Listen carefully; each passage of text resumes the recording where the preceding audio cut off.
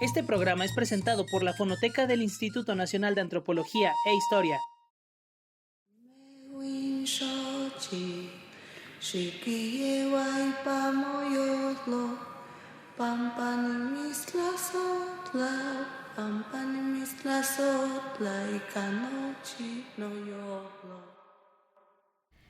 Hola a todos y sean bienvenidos a México desde la raíz, un podcast en donde nos vamos a enfocar en el testimonio musical de México. Yo soy Jael Belmont. Y yo soy Ramón Ramírez. ¿Y sabes, Jael, por qué es tan importante este podcast? ¿Por qué? Porque vamos a tocar justo la música. Pero para la música hay dos vertientes muy bonitas y sobre todo en México. Porque en México hay una cosa cultural que te invita a saber de esto. Hay dos vertientes. Una es la etnomusicología y la otra es la antropología musical. Así es. ¿Tú de qué nos puedes hablar? Pues, personalmente creo que la etnomusicología es muy importante porque, pues, es más allá que solo una disciplina. Es algo que estudia, algo que busca las conexiones y de dónde vienen las cosas. No nada más como una canción o como un canto, sino de dónde viene y cómo se conecta eso al pueblo y del lugar de donde proviene. Ok, entonces podríamos decir que la antropología musical también, ¿no? O sea, la antropología musical viene de su raíz antropología, ¿no? Pero nos va a explicar un poquito también sobre esta cultura de cada grupo, de cada zona, y eso te crea recuerdos y te crea vivencias. Es como la comida. Cuando tú piensas en mole, piensas en Oaxaca o en Puebla, ¿no? Podemos traducir eso a la música, y cuando está esta antropología musical tan clara, cuando están los sones, las danzas, te transporta automáticamente a ese pueblo, a ese estado, y creo que eso es maravilloso, algo que tiene la antropología musical. Y justo eso es lo importante, ¿sabes? Porque busca de dónde viene esa conexión, busca la práctica social, busca la conexión entre el género, la gente, los habitantes, el sonido. Busca este tipo de conexiones que justamente tú me estás diciendo que con tan solo escucharlo, con tan solo pensarlo, ya viene a tu cabeza de forma inmediata. Entonces esto es lo interesante y lo importante también de la antropología musical. ¿De dónde viene? ¿Por qué te recuerda eso? Oye, y entonces con la musicología no está peleada. No, para nada, ambas se complementan perfectamente. El punto de ambas y la razón por la que ambas trabajan juntas es justamente para que tengamos un conocimiento más amplio acerca de la música, no solamente como una expresión social, sino que también como un sonido regional y cómo esta unión de ambas cosas nos identifica como mexicanos, nos identifica como personas e identifica a las personas que tocan esto y que crean esta música. Y hablando de esta parte de México y como mexicanos y que tengamos una identidad, es importante también conocer que también hay un lado de México que son nuestros animales, ¿sabes? Si algo nos ha enseñado la historia es que para empezar a hablar y para empezar pues sí, a entender o comunicarnos, escuchábamos los truenos, escuchaba el hombre prehistórico, escuchaba truenos, escuchaba lluvia, escuchaba a los animales, ¿no? Y la manera en que ellos lo trataban de representar es importante porque los animales antes eran súper sagrados y en muchas culturas siguen siendo sagrados, y para México no es la excepción. Tenemos animales muy emblemáticos y cómo influyen en nuestras danzas, en nuestros sones, y de eso es lo que vamos a hablar. Por eso nuestro capítulo del día de hoy se llama Las raíces en los animales, ¿no? Porque justo es importante ver cómo la naturaleza misma, como es parte de nosotros sin que siquiera nosotros lo notemos. Los animales forman parte de un reconocimiento social, de un reconocimiento nacional que cada uno tiene. Nosotros reconocemos al águila y a la serpiente porque es algo clave de México. Y además, en esta parte de representación de estos grandes animales, ¿sabías que existen instrumentos con zoomorfos, es decir, que tienen forma de animales? Sí, creo que el más conocido es sin duda alguna el silbato del jaguar. Creo que todos alguna vez hemos visto o escuchado al silbato del jaguar, que es una de las cosas más emblemáticas que tiene México en cuanto a instrumentos zoomorfos. Pero hay muchos más, o sea, no solamente se queda en silbatos, se queda también en ocarinas, que pues son similares a los silbatos, sin embargo te dan como un rango más amplio para que se generen sonidos más complejos, o las flautas. De hecho, ¿sabes? Tocaste las ocarinas y hay un instrumento bien bonito que tiene... Uno pensaría que no existiría uno así, pero hay uno que tiene una forma de un alacrán. Está súper padre. Yo digo, no sé cómo se les ocurrió hacer eso, pero es muy bonito verlo ya representado. De hecho, hay un libro donde viene. Y también hay, híjole, hay formas de un águila, hay formas de hasta de una lagartija. O sea, tiene tantas formas, tantas complejidades la ocarina. Creo que es uno de los instrumentos más versátiles. Es que eso es justo lo interesante en este capítulo, porque de la naturaleza salen muchas inspiraciones para crear instrumentos, para crear música. Porque además de que, por ejemplo, existen ocarinas con forma de tortuga o con forma de aves, con forma de jaguares, no solo se detienen ahí, sino que también muchos de estos instrumentos buscan imitar los sonidos de esos animales. Y estos sonidos de animales son usados dentro de la música, o sea, no solo es algo que se usa en los rituales o en situaciones un poco más sagradas para las comunidades, sino que se usa en la música. Y sabes, no solamente ya formar un animal como tal, como instrumento, sino que se ocupe parte del animal en un instrumento. Justo hay uno que se llama teponashli, que son tambores de madera con lengüetas que se percuten para generar sonidos, a veces diseñados con motivos de animales, justamente. Y de hecho esos también son como recubiertos con piel de animal. Entonces el animal está tanto siendo parte del instrumento como siendo ilustrado en el instrumento. No sé si has visto los diseños de estos instrumentos. Son muy bonitos. Tienen grabados a veces de águilas o de jaguares por el exterior. Creo que eso es un detalle muy bonito que la verdad es que pasa mucho por alto. Y no sé si sabías, pero los instrumentos... son regalados por los dioses, es decir, la música como tal es un regalo de los dioses a las personas para poder estar en comunión con ellos. Y por eso un instrumento para nuestra cultura, para estos pueblos prehispánicos, no solo era hacer una flauta de carrizo, por ejemplo, era como desde esta conexión que lo hacen tus manos para con la naturaleza y para con los dioses, tiene un simbolismo más allá de solo generar música, es generar un vínculo genuino. Y eso yo creo que se ha perdido demasiado, porque ya todo lo vemos muy pues sí, muy material, muy por encima. Muy banal, sí. Y regresando al tema de los animales, ¿tú me puedes contar sobre algún animal que sea o que tenga algún simbolismo interesante en nuestra música? Pues como ya habíamos dicho, el jaguar es uno de los animales más reconocidos dentro de la cultura mexicana porque simboliza poder, simboliza fuerza, simboliza esta lealtad incluso que del animal hacia el hombre. Y creo que no ha pasado desapercibido. Hasta el día de hoy se sigue respetando bastante la figura del jaguar, lo que yo encuentro increíble, pero siento que esta pequeña parte de venerar o de respetar a los animales que nos acompañaron desde estas épocas se está perdiendo un poco. Pero hay danzas que lo siguen enalteciendo y que siguen preservando, ¿no? Este poder, esta mitología, ¿no? del jaguar en México. Sí, así es. Estarías hablando de la danza de los tecuanes.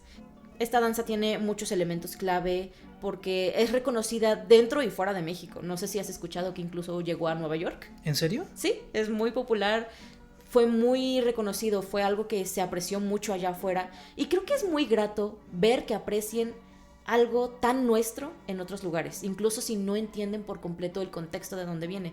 Como ya te dije, tiene muchos elementos importantes, como lo es el mismo tecuán, que por si no lo sabías, tecuán es jaguar. Aparte del jaguar, que pues es la figura central de la danza, representa tanto la naturaleza que nos rodea como el peligro de esta misma. Dentro de la misma danza justamente se muestra el jaguar como esta figura de respeto, de autoridad. Es una figura que se pasea por toda la danza con esta personalidad fuerte, de que es algo que la gente que está alrededor respeta, tiene cierto alejamiento de él, porque al final de cuentas se puede palpar el peligro de este. Este baile tiene diferentes versiones dependiendo de en dónde se lleve a cabo, porque hay algunos lugares en donde dentro de estos personajes pues meten al diablo, meten a la muerte, meten como muchos elementos, o sea, no es algo que sea estático, no es algo que se quede a un solo diseño, sino que dentro del mismo México, dependiendo de en dónde se lleve a cabo esta danza, es el tipo de elementos que se le agregan. Se ocupan muchas máscaras, de hecho son máscaras que mayormente están hechas de madera y son máscaras bastante grandes para los cazadores principalmente. Oye, ¿hay alguna canción representativa obviamente hay muchas canciones de esta danza de los tecuanes, pero ¿hay alguna que a ti te guste mucho? Pues específicamente los sones de la danza de los tecuanes del disco número 32, canción 8, habla acerca de los tecuanes como una expresión cultural mexicana que representan pues justo la cacería del jaguar y cómo estos son conocidos como tecuán o tecuani. Entonces, ¿te parece si la escuchamos? Sí, está perfecto.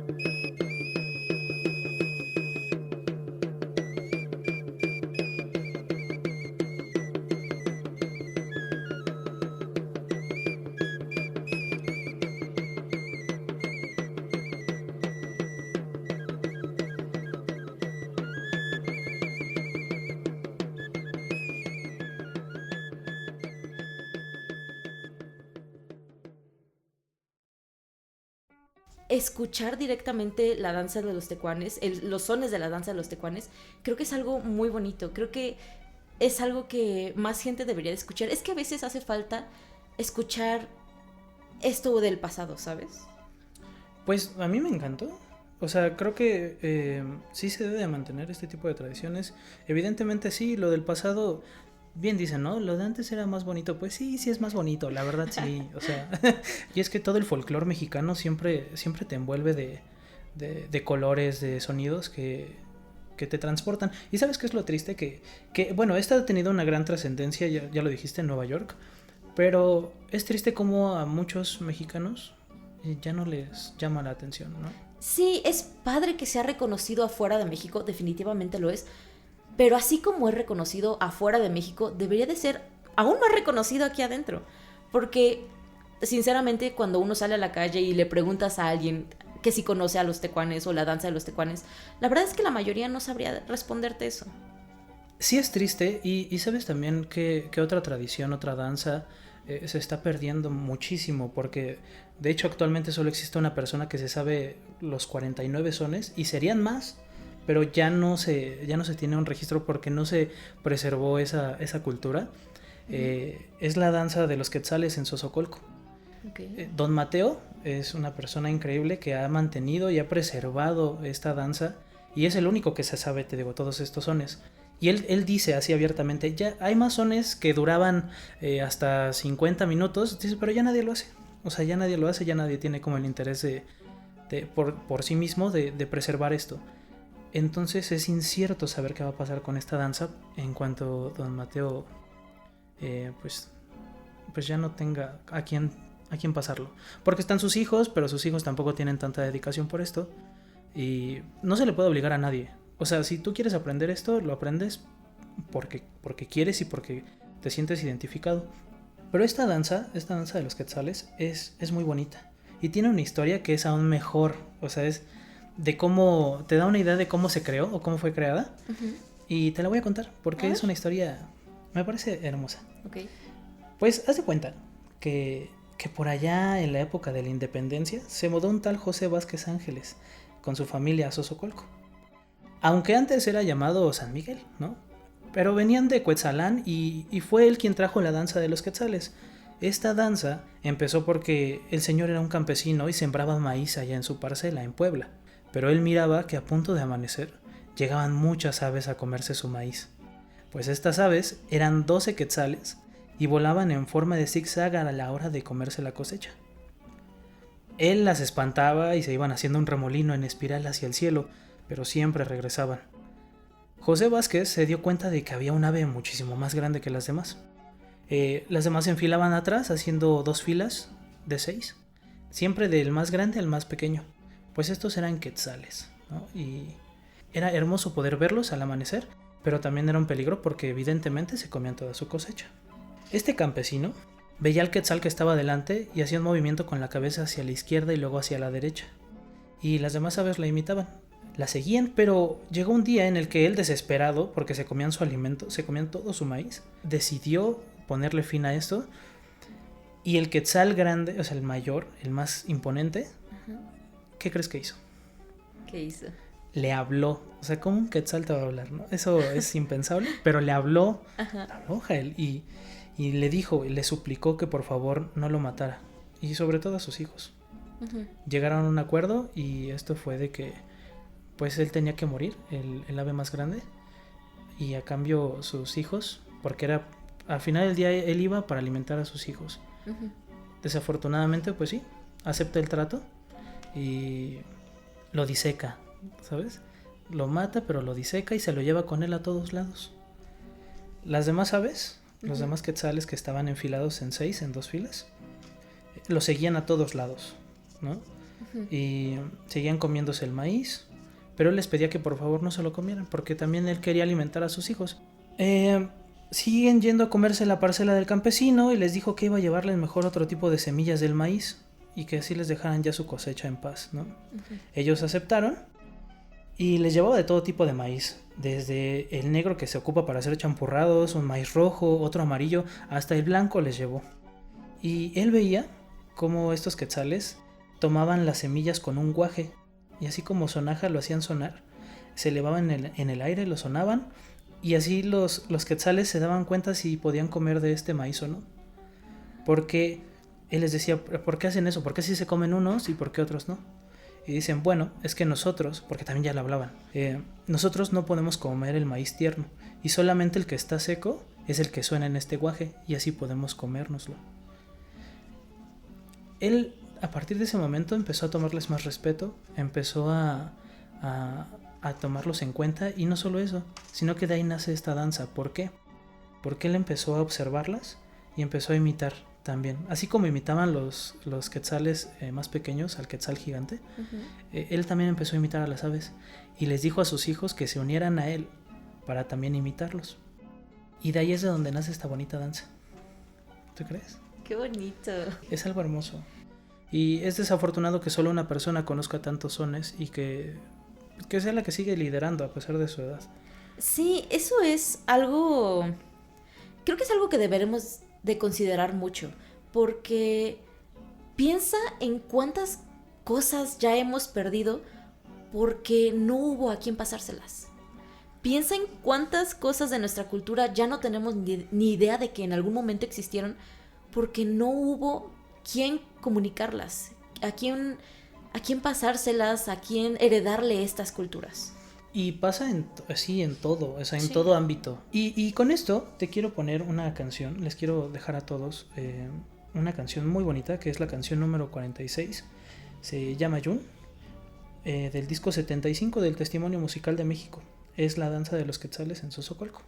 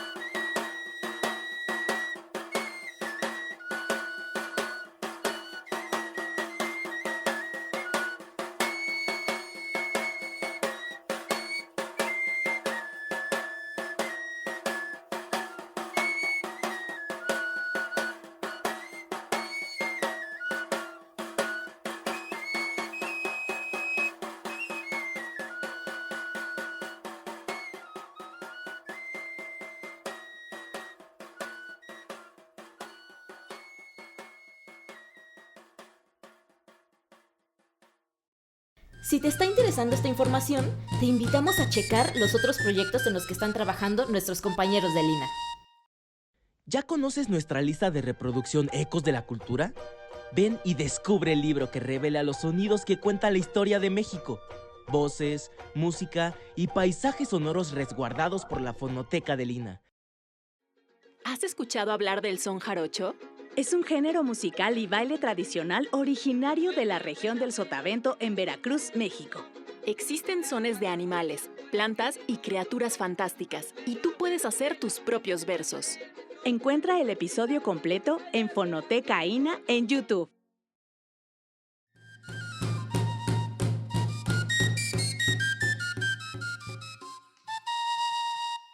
Ya regresamos con una sección muy interesante que es... El instrumento de la semana. ¿Cuál es el instrumento de la semana? Este instrumento es una maravilla. Ni siquiera vas a pensar, no te viene a la mente un instrumento así, porque no es convencional, no es un instrumento que consigas en la tienda, ¿sabes? Ok. Y te estoy hablando de la quijada. Imagínate la parte de abajo de la quijada de un burro. Esta quijada se pone en agua caliente, ¿no? Y después se deja en un hormiguero para que las hormigas se terminen de comer todos los restos orgánicos que pudiese tener. ¿En serio? Ajá. Ay. ¿En serio? Y esto es para que los dientes se aflojen, los dientes del burro se aflojen y puedan vibrar. Porque este instrumento se toca de esta manera, ¿no? Es un instrumento de percusión donde se da un golpe con la palma de la mano en el costado de la quijada, en la parte de abajo, y con un palo de madera se recorren los dientes. O sea, se va pasando por los dientes de arriba hacia abajo. Entonces te da un sonido muy, muy bonito, muy interesante de vibración, y se puede escuchar en la danza de los diablos o en el son jarocho, por ejemplo. De hecho lo van a estar escuchando mientras estamos diciendo esto, y eso es maravilloso. Pero sí quiero que lo escuches, ¿no? Creo que tiene un sonido muy particular, y una vez que identificas el sonido es súper difícil de perderlo. O sea, es muy... Creo que no es un sonido que esperas de este tipo de instrumento. No, porque... O sea, si no te digo que es una quijada de burro, tú pensarías que es... Una sonaja. Una sonaja, algo, no sé... No te imaginas que es eso, no te imaginas que son... No te imaginas que son los dientes o las muelas del burro sonando. Porque también los dientes de frontales también suenan. ¿También? Claro, todo suena, entonces... Ay. No te lo imaginas. No. Así de bonito está ese instrumento, tomando que es un animal, ¿no? El burro. Y pues chequenlo, revisen en este son jarocho, en la danza de los diablos. De verdad terminan de escuchar. Es algo muy bonito. Lo pueden encontrar, de hecho, en la Fonoteca de Lina. Así es. Y ya para finalizar este primer capítulo, ¿qué te parece si yo les doy a ustedes una recomendación musical? Adelante, por favor. Perfecto. La canción se llama Tonati y pertenece al dúo mexicano Ampersand, un proyecto que se ha vuelto referente en la música de raíz con visión contemporánea. Ampersand combina instrumentos musicales tradicionales, letras en lenguas originarias como el náhuatl y sonidos que van desde lo acústico hasta lo experimental. Personalmente creo que su música es todo un viaje. Creo que su música es algo que se disfruta desde lo más profundo de uno mismo, porque es algo que no solo se queda en lo auditivo, sino que te dejas ir con la música. ¿Has escuchado esta canción? No, jamás, pero la voy a escuchar gracias a tu recomendación. Escúchala, es una canción muy bonita que incluso normalmente las letras de este dúo mexicano combinan poesía náhuatl, que lo hallo muy bonito. La pueden encontrar en Spotify o en YouTube bajo el nombre Tonati de Ampersand. Los invitamos ampliamente a seguir explorando estas voces contemporáneas que siguen cantando desde la raíz y que no van a parar. Y ojalá nunca paren, genuinamente que nunca paren. Nunca. Pero desafortunadamente ya es el final de nuestro episodio. No. Ya lo sé, pero ¿sabes qué es lo bueno? ¿Qué? Que vamos a tener un segundo episodio que está todavía más interesante. Algo que no se esperan, ¿eh? ¿Les quieres dar una sorpresa? ¿O quieres darles una pista de qué vamos a hablar? Digamos que las flores están incluidas. En el siguiente episodio vamos a ver que la música no solo está en el aire, sino que crece desde la tierra. Así que si te gustó esto, síguenos en YouTube, síguenos en Spotify y por favor activa la campana de notificaciones y suscríbete al canal. Revisa todos los contenidos que la Fonoteca tiene, tanto en TikTok, en Instagram, en todas las plataformas posibles. Yo soy Jael Belmont. Yo soy Ramón Ramírez. Y ha sido un placer tenerlos aquí con nosotros el día de hoy en nuestra primera emisión de México desde la raíz. Muchas gracias. Este programa fue presentado por la Fonoteca del Instituto Nacional de Antropología e Historia.